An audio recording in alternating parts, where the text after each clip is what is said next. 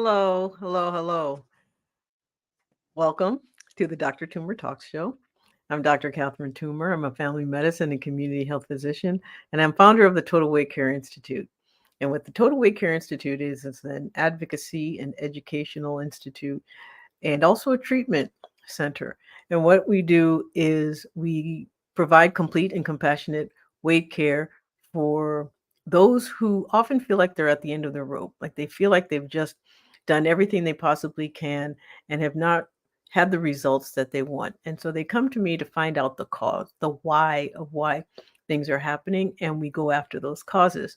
I also teach physicians and their mid levels how to provide complete and compassionate weight care to their patients, because we all know that often weight is what it is that we see, it's what we feel, it's what we can measure. And so it's often the reason that people walk through our door, but we all know that this caused by something else.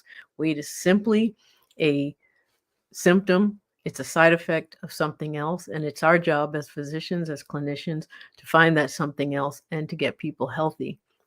And so that's what I do. Um, and I just want to say thank you for those who have come to today. And please say hello. And if you're watching later, say hashtag replay so I know. And if you have questions, I will answer them at the end. And also, if you post questions as comments with the video later, I will see them and I'll come back and circle back and answer them as well.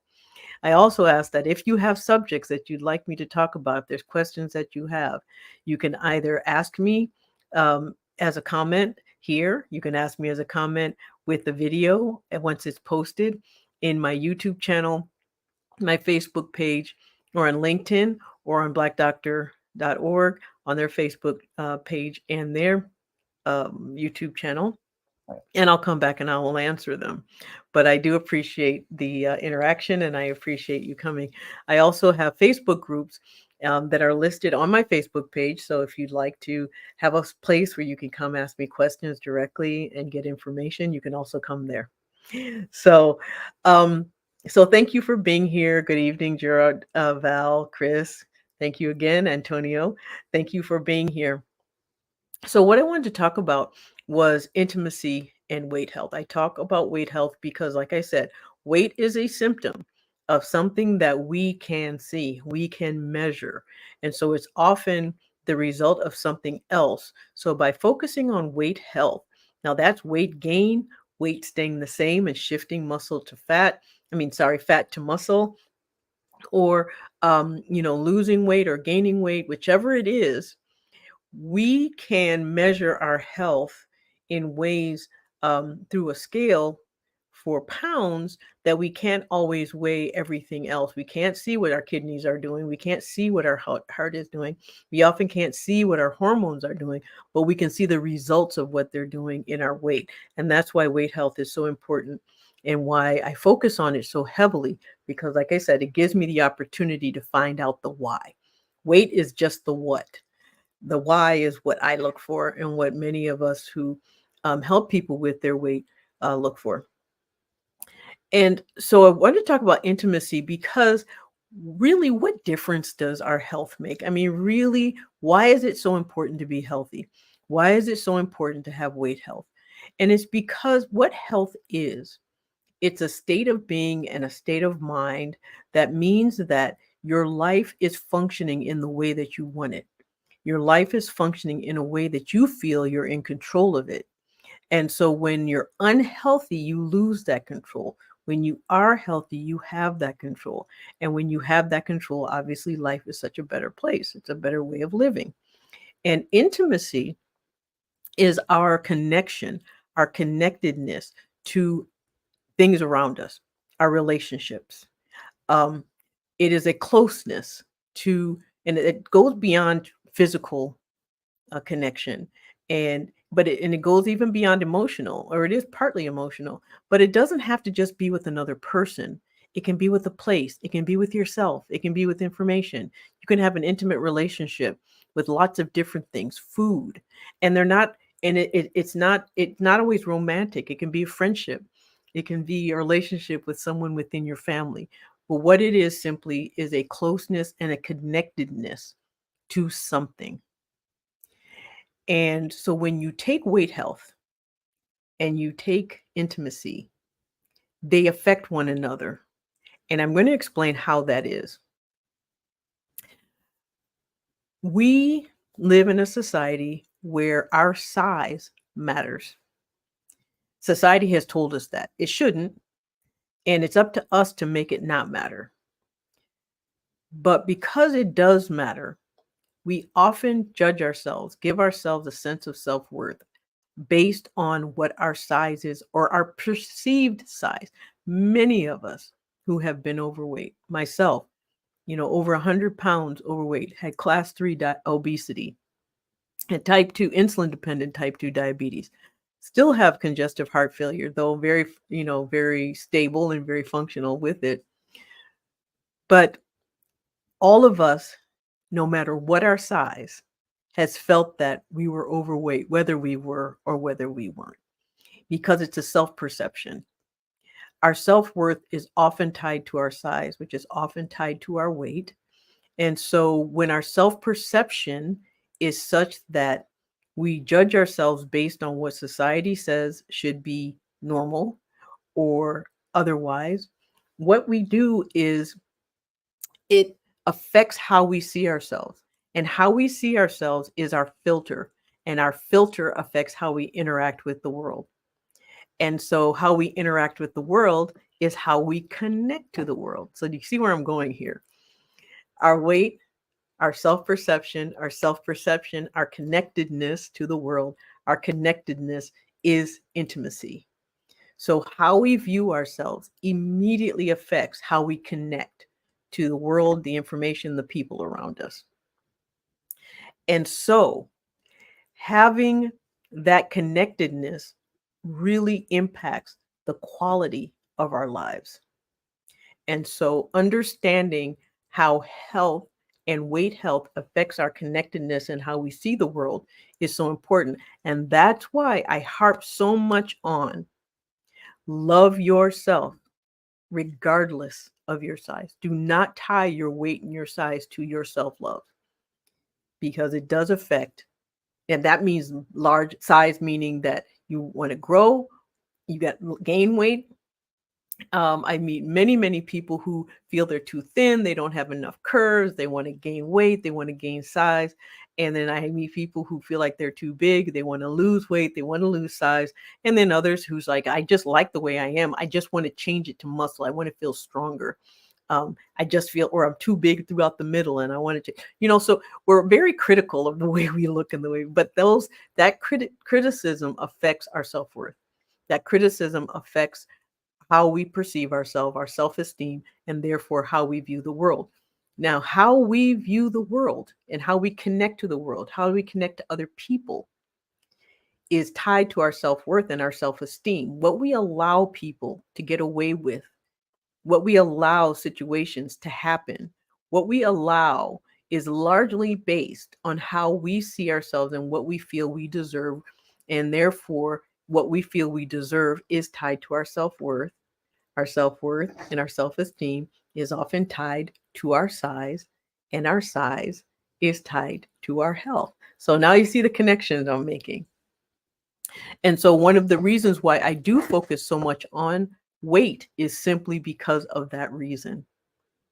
It's not because weight in and of itself is good or bad. It's the health around it that matters. And so biologically, the reason why this is so important is because it's not really weight, actually, it's how much fat we have in our body. And what fat does in our body, it acts like its own organ when there's too much of it. It acts like its own hormonal organ. And that hormone that it gives off is mostly estrogen or estrogen-like substances. And when you're a woman, unfortunately, it's not the type of estrogen we can really use, but it does sort of interact with other hormones. With men, however, what it does is it interferes with their testosterone. And so what happens is all the things that make a man feel like a man gets countered by the hormone that fat gives off. Not only does it affect someone hormonally, but then that also then starts affecting them mechanically as well. It affects libido. It affects the mechanics of how our body can function. So intimacy, if it's physical intimacy, it definitely comes into play. But if it's emotional intimacy, which often leads to physical intimacy, of course, then you see the connection again. So having our body in a place or in a space where we can get it to function in the way that we want to, then, and our weight is tied to that, or our fat level, I should say, is tied to that, then it's understandable that they're connected. So you want to have a healthy body that is cardiovascularly healthy, that can move, that has muscle strength, and all of those things are health related that can affect your weight, but then also affect your intimacy or your ability or your feeling of wanting to be intimate or your ability to be intimate, either physically, emotionally, or psychologically. But the psychosocial impact of intimacy and weight is our feeling of attractiveness. We equate intimacy with physical contact when in fact it's actually an emotional connection and connectedness. But if we don't feel attractive, we don't attract, or we attract what we feel. And so when we feel attractive, regardless of our size, regardless of our weight, then what we attract are the good things. And then we filter those things again through how we view ourselves, our self-worth. And so when you feel really good about yourself, regardless of where your body is, your self-esteem is such that it's strong. It allows you to maintain boundaries. It protects you from the negativity and from the ill intent of those around you. It protects you from the ill intent of yourself as well. Because what self-worth, self-esteem also does is it lends itself to discipline in our minds. And that mind discipline is what helps us then what we project out to the world. And so this is all, and it all ties into our coping mechanisms, our feeling of overwhelm or lack of overwhelm. It helps us to avoid adverse events because we are more protective of ourselves. And it prevents isolation. When you feel down on yourself, if you feel like you're not worth very much or your self-esteem is being affected, what happens is that we tend to, if we're strong, often what we'll do is we'll isolate ourselves because we feel like we're at risk. And so rather than risk the adverse events that may come along with interacting with other people based on the bad things that we think are going to happen because of the way we think about ourselves, we just stay alone and we hide. And so self-affection is a way to counter that. And the way to increase your self affection is what you tell yourself. So however something comes at you, how you filter it, how you process it, how you determine what it means is all based on how you see yourself. And so that self-worth, that level of intimacy, that weight health is all tied together. And that level of intimacy can also be with yourself. It doesn't have to be external. It can also be internal. And so realistically, when our body does what we want it to do, when it's able to perform the tasks that we want it to perform, then we are physically healthy, and that lends itself to being psychologically healthy.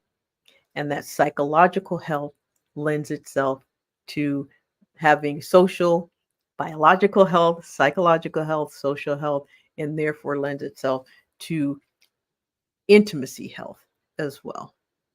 And so I hope this all makes sense, but I see it's really hard to separate the psychological from the biological and the social because they're all interconnected.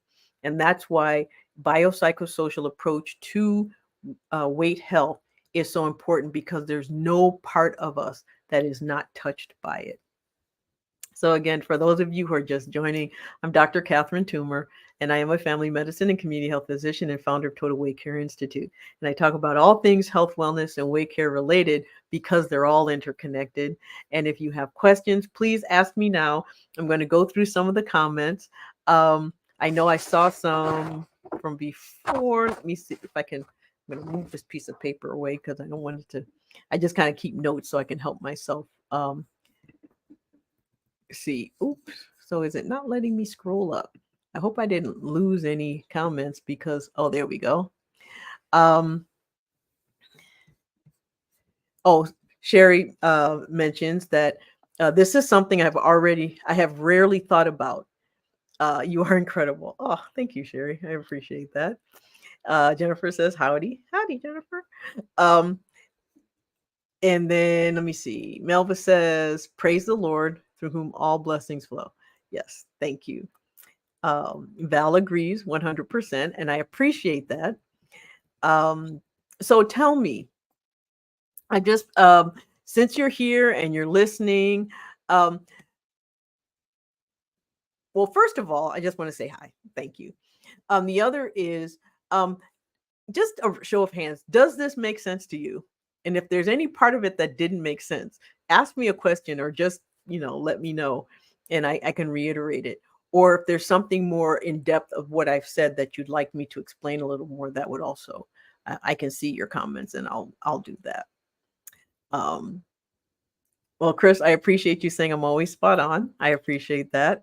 And Black's Tropical Homestead says, it makes total sense. So if you have questions, ask me now. We got a few more minutes. Val says, I'm losing weight, but have tried for so many years, and now I'm not sure my mind is ready. It's a big psychological difference. How do I work with this? So when I talk about weight loss, it's not just physical weight. It's also psychological weight. So it sounds like there's some weight you need to lose that's in here first. And sometimes the biggest weight you have to lose is in your head, not anywhere else. When it depends on your why. And your why often changes depending on if you want to lose weight because you want to look a certain way, that is absolutely fine. Psychosocial health is also tied to our way we look, and that's fine. As long as you're able to like yourself now as you are, and so that you'll like yourself later as you become. If you don't like the way you look now, if you can't bring yourself to love every part of you now, it's very difficult to then do that when you've lost weight, physical weight. Because what you'll do is you'll shift the dislike of what you see now to something else. And I see this often, I'm way too much. I want to lose weight. I want to lose weight. So you lose weight and then it's like, oh, my skin's wrinkly. Oh, I've got cellulite. Oh no, my stomach's not as thin as my legs and my arms. If you don't lose that, if you gain that self-love, it transfers. If you don't have that self-love, that also transfers. And so the first thing to do is to start liking yourself where you are right now. That's the first weight you've got to lose. Then after that, then it becomes, what do you do that makes you feel good? You start focusing on the things that make you feel good, feeling stronger. If you start muscle work, you feel strong. It just makes you stronger. It makes you feel better. It gives you a sense of well-being. And that's something that you can work on now. And take the shift away from the number on a scale. The other is make sure that whatever was there as the cause of the weight gain is being addressed. Is it a psychological cause? Is it a medical cause? Is it a hormonal cause? Is it, a social cause? Is it because of the way you cook or the way you shop or the way, the activities that you engage in? Or is it because you're under a lot of stress? Or is it because you're going through menopause? Or is it because of something else? Is it because you have underlying uh, glucose dysregulation or hypothyroidism or something else.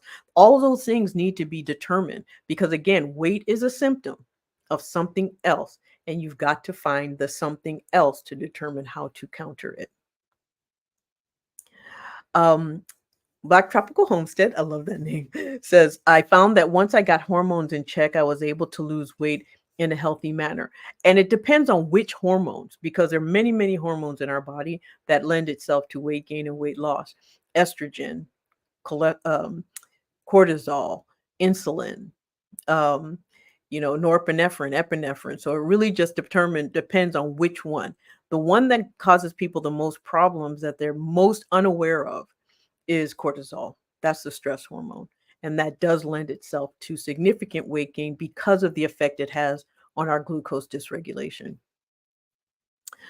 Jennifer says, yes, my 90-pound loss has changed how I feel about intimacy. I stress about all the loose skin. Hubby likes my closer hugs.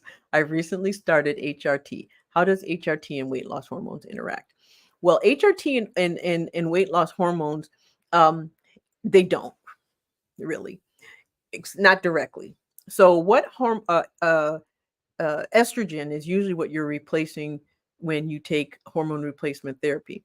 When our estrogen drops, it leaves our cortisol unopposed. Our cortisol then pushes us into insulin resistance, meaning that it makes our body make more insulin, and our insulin is what makes our body make fat.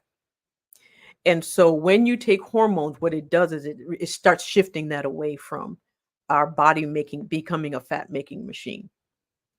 But mostly what hormone replacement does, it also gives us a sense of well-being. When our estrogen drops, that is the hormone that makes us the essence of who we are as women. So when it drops, we lose some of that. And so when we replace it, it comes back. The other thing it does is it helps us sleep better. When you lose sleep, it also lends itself to weight gain. When you take hormones, it stops the hot flashes. It stops a lot of things that actually lend themselves to behaviors that lead to weight gain, not so much to the weight gain directly. But yes, but what I was talking about, the loose skin is the privilege of having gotten healthier. And I'm going to repeat that. You lost 90 pounds. You are so much healthier because that is fat loss. And the loose skin is the privilege you enjoy for having gotten healthier. Don't stress over it, embrace it. Because that is a sign that you are much, much healthier than before. Val says, I lose weight for health, strength, and to be active in retirement. It does make a difference, especially when you add muscle toning, muscle building, muscle strengthening to that process, because it lends itself to better movement, to better independence, to fewer falls, which is a problem as we get older. If you fall and break a hip, the mortality rate is about 6 months. Most people die within 6 months of falling and breaking a hip. I'm sure some of that number has dropped some because of advances in medication and medicine, but it still lends itself to a high mortality rate. So not falling is tied directly to our core muscle strength and our extremity muscle strength, and therefore not having as much weight to carry around, having more muscle to do the work we need to do, does lend itself to a longer and better quality of life. Black Tropical Homestead, again, I just love that name, says, I love the way you look at, but I want to continue to live, so I want to lose a few pounds for my health. Well, this is the thing. Instead of losing the pounds for your health, get healthy and your body will lose the pounds. That's the other. And if your body needs to lose the pounds to get healthy, it will do that. But if you're getting healthy and your body doesn't lose the pounds, then that means that's not the part of their health that needs to be addressed. Your body will go where it goes when you get healthy. Jennifer says, I still have about 50 pounds to go post-menopause. Again, your body will go where it goes. So one of the things I do not do is I don't put numbers to health. If you notice, I never say to be healthy, you need to be a certain weight, or to be healthy, you have to have a goal weight. In fact, I say quite the opposite. Don't put a number on health, put a health on your numbers. So your hemoglobin A1C should be a healthy number. Your blood pressure should be a healthy number. Your cholesterol should be a healthy number. Your weight is going to go where it goes. There's no such thing as a healthy number. It's only when those other numbers are healthy that your weight matters or doesn't matter, because your body, again, will go where it goes. I'm just trying to go up a little bit here because I'm losing. Okay. Inger says, I'm losing weight really slowly with the aid of a GLP-1. What's the average per week? You should lose, for healthy weight loss, it should be 0.5 pound to 2 pounds at most a week. Slow weight loss is good. It gives your body a chance to adjust to the change. It stops your brain from thinking you're starving, so it won't stop the process. It also, if we didn't, like I said, I at one point was over 100 pounds heavier than I am now. I did not get there overnight. I got there over years and years and years and years and years. So losing it over years and years and years and years and years. And so and I can tell you the majority of my weight, and this is what I always recommend, and not just because it's me, was early on without GLP-1 and then later with. But still, it's been over 23 years. It took me almost 10 years to get there. So it's not going to take, it shouldn't be done overnight. The other is the psychological changes that occur when you lose weight. Your body image changes. Your people around you change, the way they treat you change, the way they see you changes. And so the slower you lose it, all those things tend not to cause you as much problem. You tend not to have as much of a gauntlet to have to fight through when you're losing weight slowly, and everything around you psychologically, physically, and socially adjusts along with you. Let me see. We grow and raise majority of our foods, make everything from scratch. Meds, cleaning products, food mainly come from our land. This lifestyle has helped tremendously. Absolutely. I would love to learn more. And so don't be surprised if I contact you, because I really, really would love to hear more. Val said, what's your opinion on pellets for women? I'm over 60 and on Manjaro and metformin for diabetes. Meaning, when you say pellets, I'm assuming you mean hormonal pellets. There are already well-established FDA-approved medications for hormone replacement that we know works. Pellets are not regulated. There's a lot of money involved in how pellets are made and sold, and not regulated. And when you put money and unregulation together, it lends itself to danger. You just don't know what you're getting. So better to go with what you know than rather than what you don't know. And there are many insert in suppository type medications that are FDA approved that work just as well, actually work better and work well, and they are locally used. So if you don't want systemic medication, there are local medications, creams, and suppositories and pills that are vaginally inserted that work well and that are safe, and they don't raise any estrogen levels within the system. So if it's contraindicated because of some family history of breast cancer, for example, then they won't do that. They won't cause a problem. Chris says, exercising with weights, start light and build will help tremendously with loose skin. Absolutely.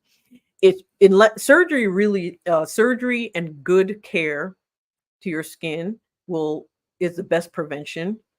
I mean, not surgery, sorry. Taking good care of your skin is the best prevention. Staying hydrated, staying moisturized. Losing weight slowly also lends itself to giving your skin time to recover. It also depends on how much it's been stretched from whatever, because of how much weight you've lost or at what age you lost that weight as well. The best way to change the appearance of your skin is to change the appearance of the muscle or build the muscle up underneath that skin. But again, if you like the way you look, it doesn't matter what there is. You just enjoy your body and thank it for what it's done for you, because what it's done is giving you the opportunity to live a lot longer and a lot better and a lot healthier, and to function in a way that um, is more enjoyable. And that's really what matters. And so it's not what you're looking at, it's how you're looking at it. So Andrew asks, what's the first step to getting healthy? The first step to getting healthy is asking that question, actually, to be quite honest. The first step is just wanting to be healthier. And there's no such thing as being healthy. Healthy suggests that there's an end point. There is no end point. You just get healthier and you strive to be that all the time. So it is they say the journey is the destination. So you're always doing things a little better or a little more, a little healthier than you did before. And not to the point of overwhelm, because if you get so overwhelmed that you stop it all, then it defeats the whole purpose. So you do it at a pace that you can maintain, that you're comfortable with, that you can grow with as you get older and as you continue. And as long as you do that, because it can be a healthy attitude, it can be healthy physically, it can be healthy socially. So you have to be healthy on every single level in order to be considered healthier. So that's your friendships, your work life, your stress levels, how you think about yourself, what you say to yourself, what you say to other people, how you interact with other people, and how you treat your body and how your body interacts with the world.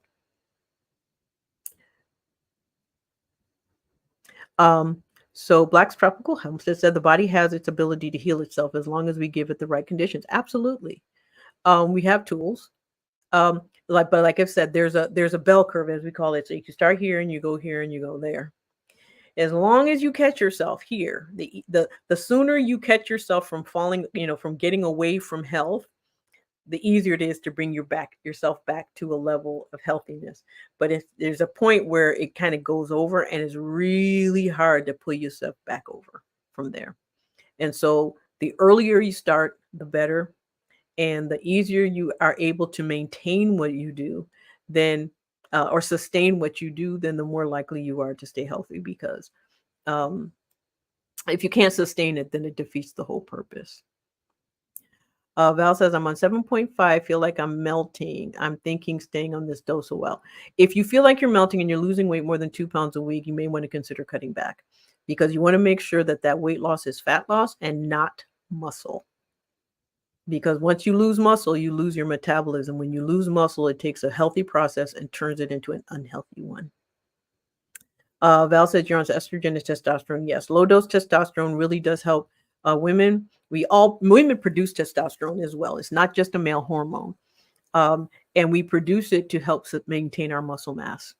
And so as we get older, if we start dropping, that's why we start losing muscle. So maintaining testosterone does help with muscle mass. Estrogen is a good hormone, particularly by itself. If you don't have a uterus, if you do have a uterus, then protecting the uterus lining with progesterone is always recommended.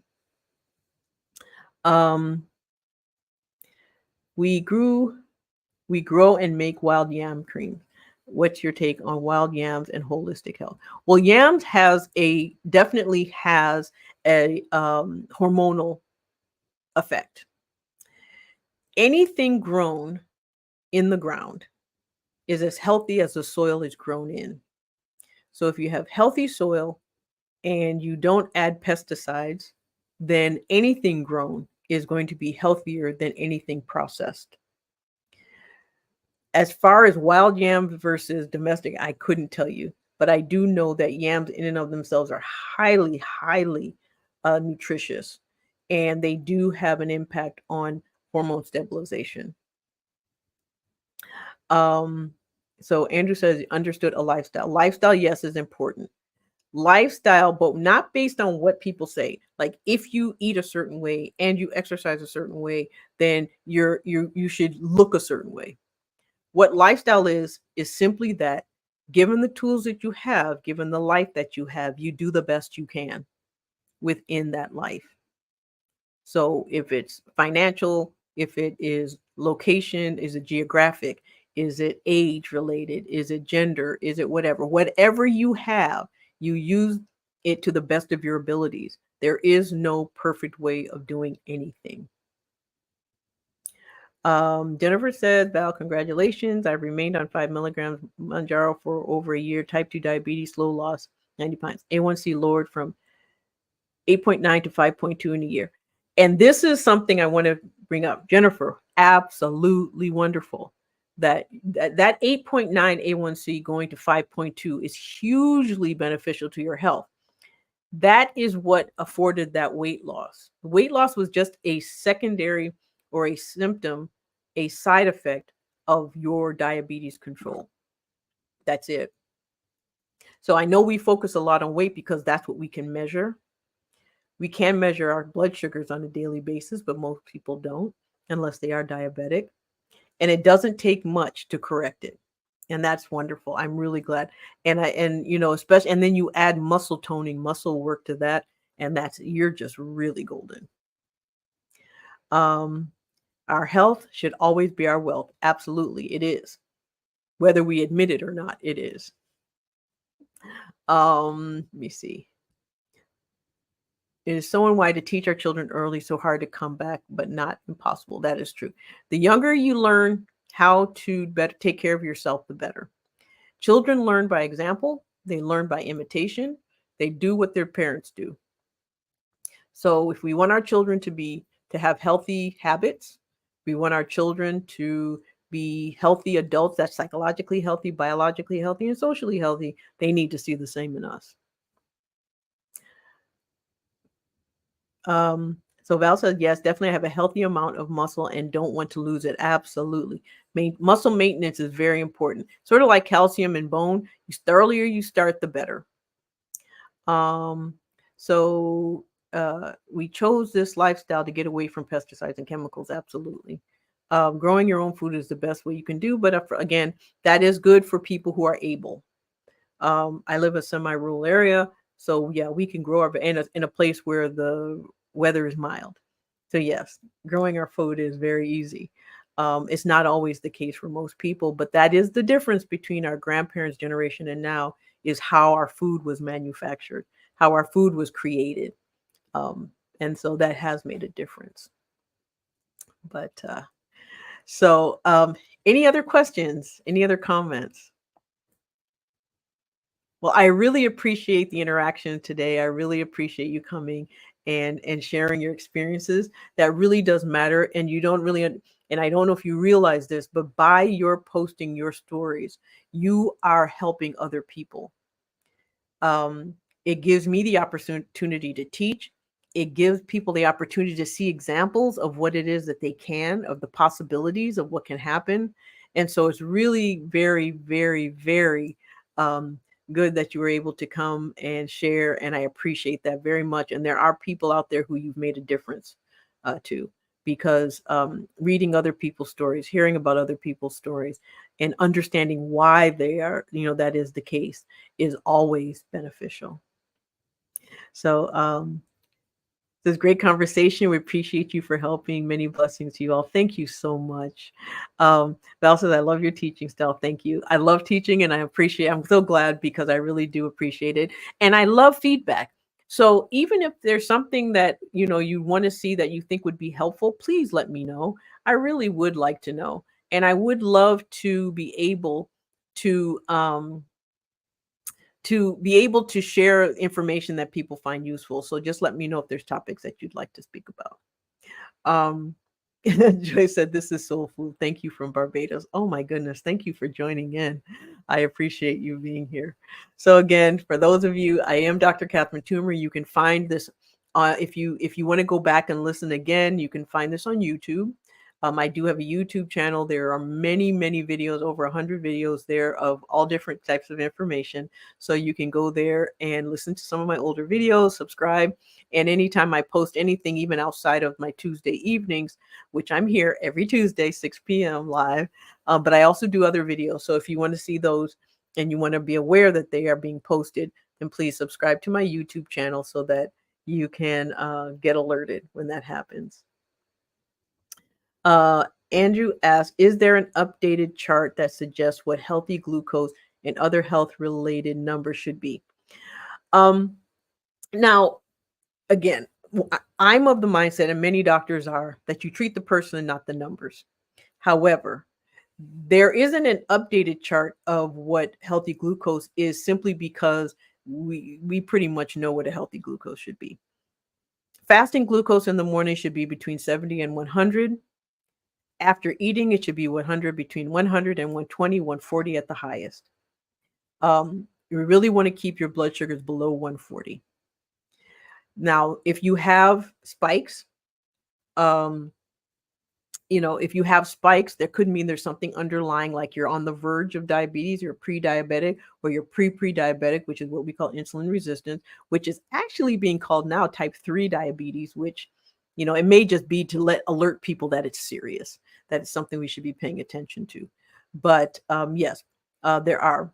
Hemoglobin A1C, any up to 5.6 is considered, normal. Over 5.7 is considered pre-diabetes. Up to 6.5 and over is considered diabetes. However, you can have glucose dysregulation with low A1C. So that's why it's important to know your blood sugars total. Also, to if you start gaining, weight, like I said, weight is a side effect. It's a symptom. So if you start gaining weight and nothing else has changed, your eating hasn't changed, your moods haven't changed, your sleep hasn't changed, then there could be something underlying, some metabolic issue. And so getting a glucose tolerance test and an insulin level sometimes shows that. Checking your thyroid as well, or it could be some other hormone, like dropping in estrogen because of menopause, or change in testosterone for men. So it's always good to get checked.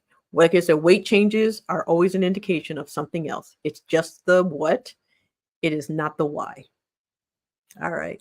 Well, thank you for joining. I appreciate you being here tonight, and I will see you next Tuesday at 6 p.m. for the Dr. Toomer Talk Show. Good night.